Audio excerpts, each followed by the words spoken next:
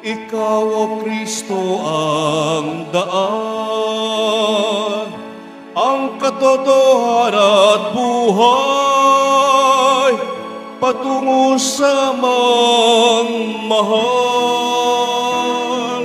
Alleluia, alleluia, alleluia, alleluia.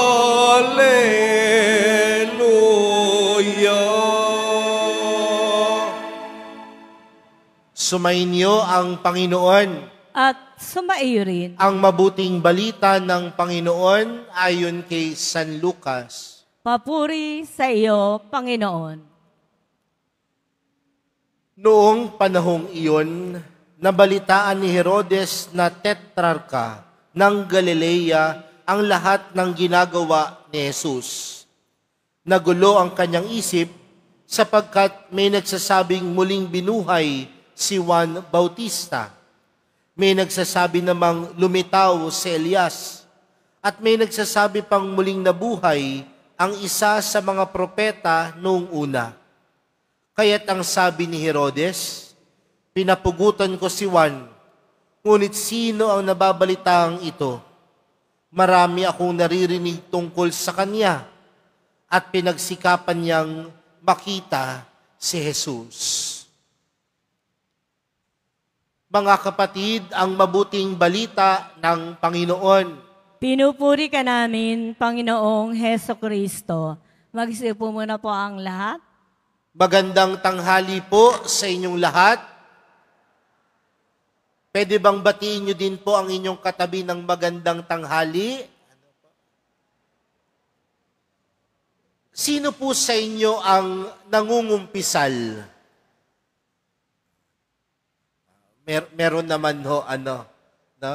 At kapag kayo po ay nangungumpisal at inihahanda po ninyo ang inyong sarili, kayo po ba ay nananahimik? Kayo po ba ay inaalala yung inyong mga pagkukulang? At kasama po doon sa pag-alala natin sa ating mga pagkukulang, ay yung pagsusulat po natin ng ating mga kasalanan sa napakaliit na papel. Tama po ba? Alam niyo po, kapag ako po ay dumidinig ng kumpisal, isa po sa kahit papano nakatutuwa po na alam kong naghanda yung nangumpisal kapag alam niya po yung mga kasalanang kanyang sinasabi. Kapag iniisa-isa niya po yung mga kasalanan niyang sinasabi. At lagi ko pong sinasabi sa mga nangungumpisal na ito, nakakatuwa dahil alam po ninyo kung ano ang pagkukulang ninyo. Alam ninyo kung ano ang pagkakamali ninyo. At alam ninyo na nakagawa pa rin kayo ng hindi maganda. Bakit ko sinasabi yon? Dahil sinasabi ko sa kanila yon dahil upang ipaalala sa kanila na alam nila na yung mga bagay na mali na nagawa nila, hindi yun normal. Yung mga pagkakamaling nagawa nila, alam nilang pagkakamali yun, ibig sabihin, alam din nila na hindi tama iyon.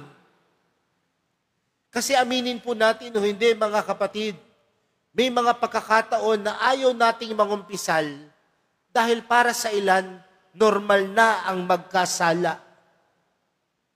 Ayaw nating humiling ng tawad sa Panginoon dahil normal na ang magkamali.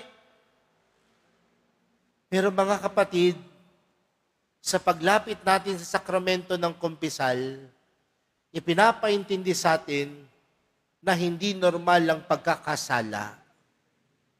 Hindi normal ang pagkakamali. Hindi normal ang pagkadapa. Hindi normal na makagawa ka ng mali sa iyong kapwa.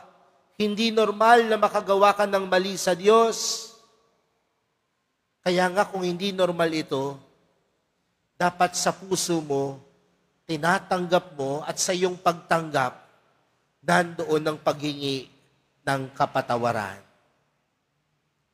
Mga kapatid, bakit ko sinisimulan sa ganitong pamamaraan yung ating pagninilay para sa tanghaling ito? Dahil kung mapapansin po natin sa Ibanghelyong napakinggan, nabalitaan ni Herod ng Tetrarka na si Jesus ay gumagawa ng kababalaghan.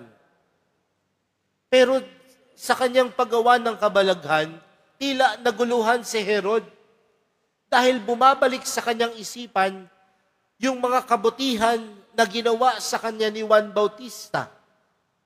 At alam natin ang kwento, mga kapatid, sino ang nagpapatay kay Juan Bautista? Si Herod.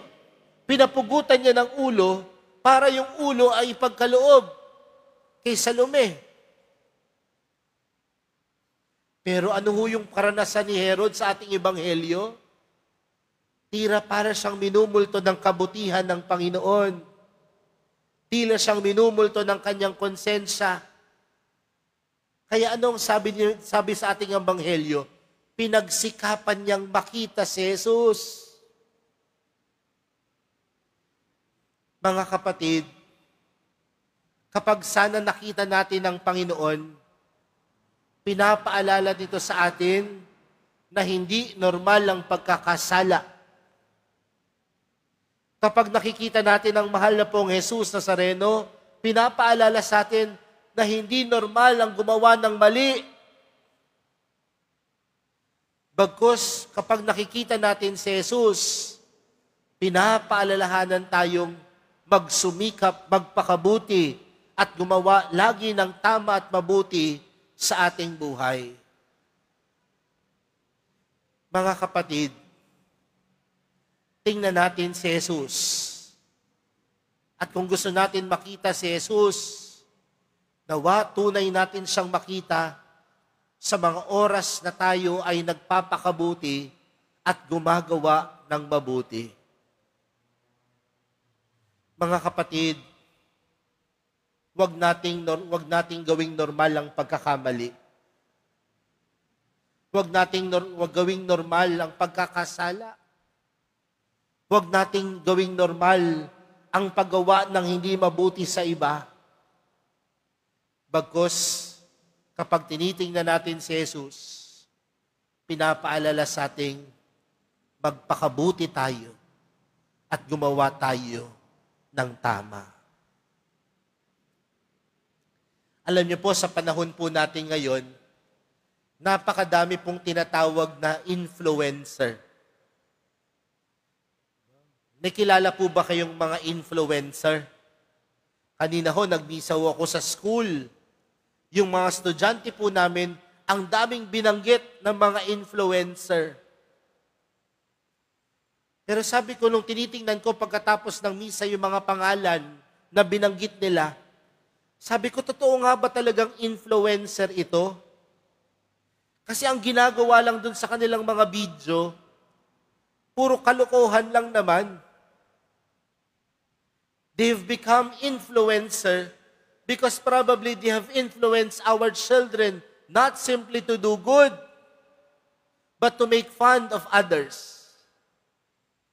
Then you call yourself influencer?